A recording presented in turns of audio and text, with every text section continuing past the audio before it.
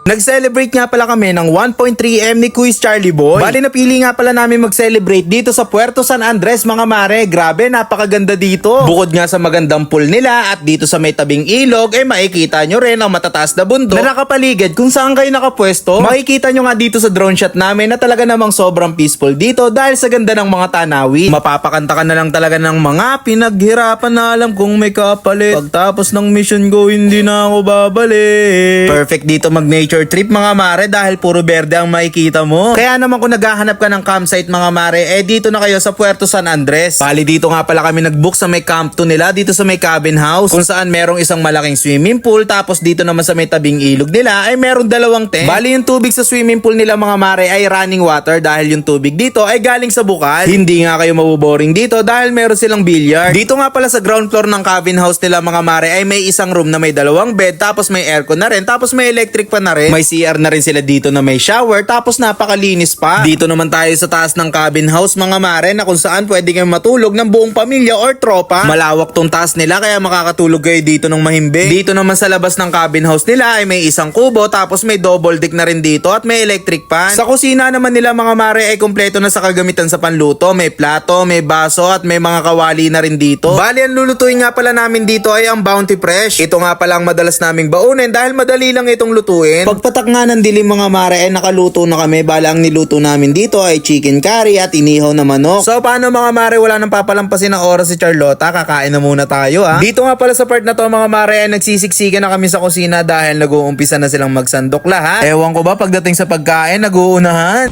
So mga mare, ito na nga pala yung niluto natin. Meron tayong inihaw na manok, chicken curry at saka adobong baboy and manok. Yeah. Tignan na natin to tol. Kanin. Okay ah. Sarap.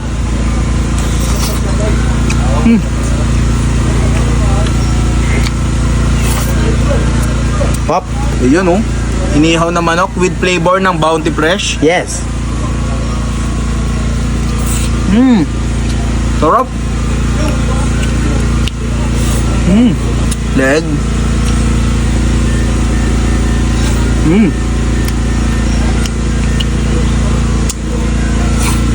Grabe, ang baboy dito.